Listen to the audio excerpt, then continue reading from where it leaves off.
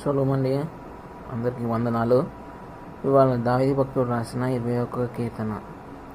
ఈ కీర్తన: యెహోవా రాజు నీ బలమును బట్టి సంతోషించుచున్నాడు, నీ రక్షణను బట్టి అతడు ఎంతో హర్షించుచున్నాడు.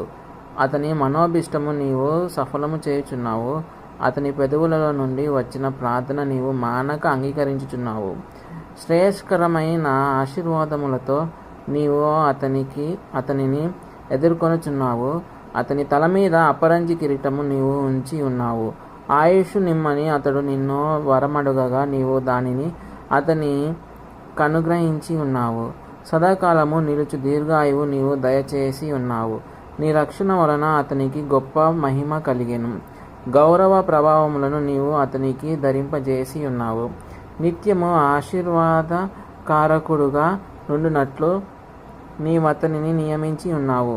నీ సన్నిధిని సంతోషంతో అతన్ని ఉల్లసింపజేసి ఉన్నావు. ఎలాగనగా రాజు యెహోవా యందు నమ్మిక ఉంచుచున్నాడు. సర్వోన్నతుని కృపచేత అతడు కదలకుండా నిలుచును. నీ హస్తము నీ శత్రువులందరినీ చిక్కించుకొనును. నీ దక్షిణ హస్తము నిన్ను ద్వేషించు వారిని చిక్కించుకొనును. నీవు ప్రత్యక్షమైనప్పుడు వారు అగ్నిగుండము వలె అగుదురు. తన కోపము వలన యెహోవా వారిని నిర్మూలము చేయును. అగ్ని వారిని దహించును. భూమి మీద నుండకుండా వారి గర్భఫలము నీవు నాశనము చేసెదవు. నరులలో నుండకుండా వారి సంతానమును నశింపజేసెదవు. వారు నీకు కీడు చేయవలెనని ఉద్దేశించిరి, దురుపాయము పన్నిరి, కానీ దానిని కొనసాగింపలేకపోయిరి.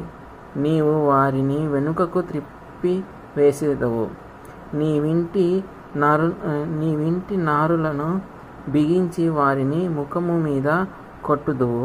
యెహోవా నీ బలమును బట్టి నిన్ను హెచ్చించుకొనుము. మేము గానము చేయుచు నీ పరాక్రమమును కీర్తించెదము. దీంట్లో 21వ అధ్యాయంలో అండి, ఇది దావీదు భక్తుడు రాసిన కీర్తన. ఈ కీర్తన ద్వారా దావీదు భక్తుడు సంతోషిస్తున్నాడు, ఆనందిస్తున్నాడు. ఎందుకంటే దేవుడు ఆయనకిచ్చిన రక్షణ ద్వారా. యెహోవా రాజు దేవుడు ఇచ్చిన విజయములను బట్టి వెనుక తిరిగి చూసుకుంటూ ఆనందిస్తున్నాడు.